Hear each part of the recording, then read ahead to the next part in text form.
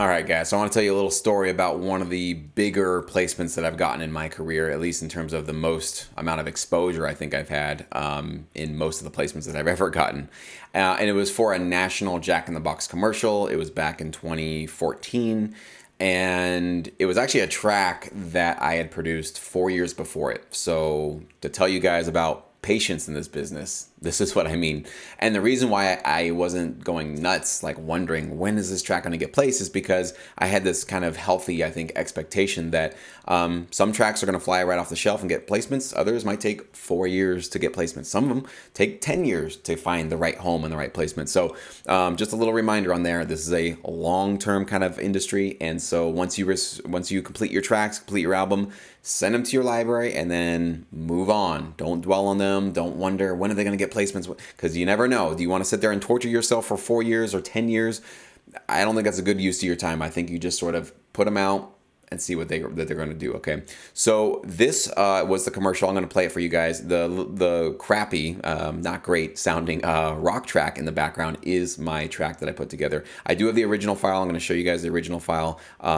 It's not the worst sounding track I've ever produced, but it's definitely not up to the standards that I do today. So you guys can kind of see how I've sort of evolved a little bit. And I really want to, the big sort of reason why I'm sharing all this is I want to point out the fact that even though this is not the strongest track I've ever produced, this is not the best thing, this is something I'm not the most proud of in terms of this song, it doesn't mean that I lowered my expectations of the kind of music that I produced. Even though this got a major placement, a national commercial placement, even though it did really well, it didn't affect how I perceived the quality of the music that I produced. I still marched forward and made higher quality stuff. So I want to make sure that you guys are very clear on this as well, that yes, sometimes the not so great, you're not, the tracks that are not your favorites can do incredibly well and get massive placements. But I don't want you guys to take that as a sign that you should just cut corners, right? And then stop working towards improving your music and making it sound even better and better. And also pushing yourself, challenging yourself, sometimes making life a little more difficult than you want it to be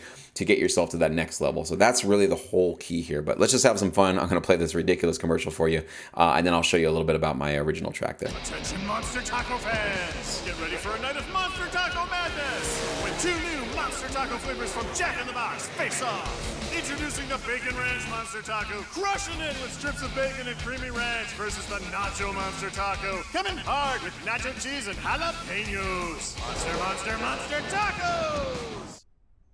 Too much? Needs an explosion. So that was it. It's a ridiculous commercial. It's pretty funny though. And when I heard it, I was just like, wow, I had no idea. And I realized why my track got placed. It's not because it was a well-produced track. It's not because it sounded super modern and full. I think it actually got placed because it sounds so over the top and ridiculous and kind of cheesy. Like it's almost like the stereotypical cheesy rock metal song. And I think because they're doing this ridiculous, over the top monster taco, monster truck rally sort of voiceover thing, they wanted something that would just sort of match that kind of silliness to it. So it's a little bit, it's kind of an insult to my music, but it's like, my music fit perfectly for it because that was not my intention with the track. I wasn't like, hey, this is going to be a really awesome, cheesy, over-the-top metal track. No, I actually was thinking like, I'm going to make a really cool, awesome, heavy track here, and I think it's a serious-sounding song, right? So obviously, the way that they interpreted it, no, it's not a serious song. It's actually over the top. It's silly. It's ridiculous, but I'm not complaining. It's a placement. It's a national placement, and it really did well. So I'm really, really happy for that. And I wanted to show you the original track here.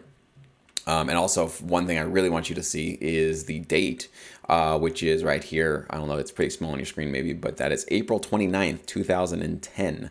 This placement, as you can see here on YouTube, at least when they started placing it, or they put it on YouTube, was 2014. So the commercial might have even aired at the late 2013. But either way, 3-4 years. Long time for this track to be kind of sitting there and not really doing too much in the library that I've been partnered with. But I'm very thankful that it landed up there. But I want to just play this for you, kind of hear a little bit about what was going on with it. And then the one thing I definitely remember about a few of these tracks, because this was like a part of an album, you can see here, I have an album that I put together of like 12 tracks or something like that. And I remember there was a deadline and it was like, hey, you got to get these tracks done because we got to put this album out.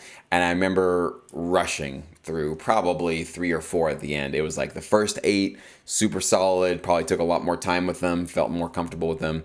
And then it was just like, I think either the deadline was probably hitting me, and then I also had this just like, okay, and this was before I was using reference tracks much more consistently, so I was making a lot of mistakes back then, and I just was like, I can't make another couple of rock tracks. They all sound the same. I'm just sort of done. And so mentally I started checking out, and this was, I think, one of the last tracks that I put together on this album, so I definitely know it wasn't one of the stronger ones, and maybe that actually worked out in its favor, that it kind of sounds sort of cheesy and ridiculous and, over the top. So I guess that's kind of where it went. But that doesn't mean that from then on I just sort of rushed and just, who cares, doesn't matter, crappy tracks get placed, great tracks get placed, I shouldn't even have any standards. That's really what I want to drive home in this video, is that no, I'm just really fortunate that one of the not so great tracks that I put together did really well for me, but it is the exception to the rule. I would tell you that most of the time, my stronger tracks that I even feel are really strong are the ones that actually get me more of the placements. So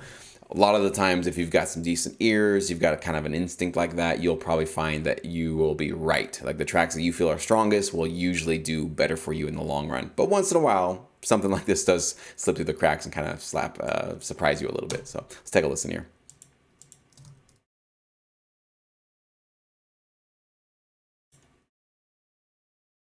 It's on a hard drive I never access anymore, so that's why it's taken forever.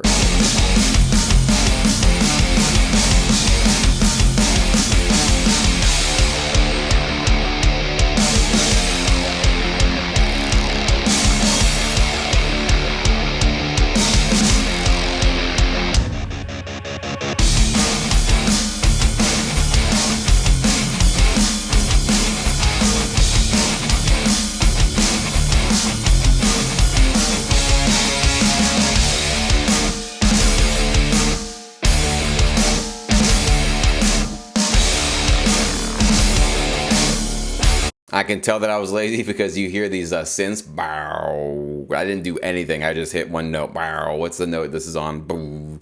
That's how you can tell that I wasn't really trying that hard with this track.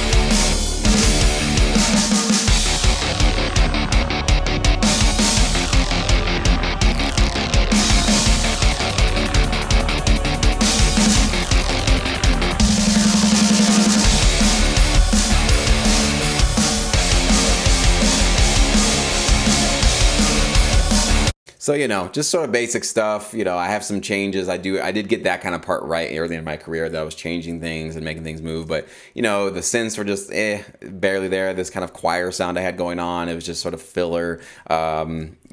Not my best stuff, of course, in the world, but I just think it's kind of cool to reflect on that, sometimes I like to go back and listen to some of this stuff because it's like, it just gives me that sense of like, wow, I have grown a lot, like as a producer, and my style and my sound has really evolved and gone to a different level. But sometimes if you don't go back and listen to this, you just think that like, well, I'm just making the same kind of music for years and years and years, and am I really getting better or whatever? So also, I want to encourage you guys to go back once in a while and listen to your first stuff that you put together. If you've been at this for a year or two, even then you can probably start to notice like a difference. Like even the first thing I noticed with that track was just how awful those drums were. I mean, I just can't barely hear those drums. They're not the worst sounding drums in the world, of course, but like compared to what I do now, those are not drums that I would be cool with. They just sound really floppy.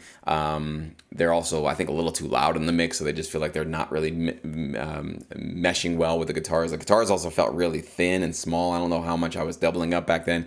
There's some stereo effect going on, but I definitely didn't have this big, large, huge guitar sound that I do now. So there's a lot of stuff there that I'm like, wow, like I really have come a long way since back then. So just wanted to share this with you guys. Hopefully this is interesting to you, and just an encouragement that not every song you're going to put together is going to be your favorite song. This is definitely not one of my favorite tracks, but that doesn't mean they can't do well for you. So again, as long as it's licensable, okay? It doesn't have to be perfect. We're not shooting for perfection with these songs that we put to libraries, but licensable, high quality, as long as we got that kind of stuff going on, we can really do well in this business. So I wish all of you guys the best. And anyways, hopefully this wasn't too self-indulgent, but I hope you had fun with this one.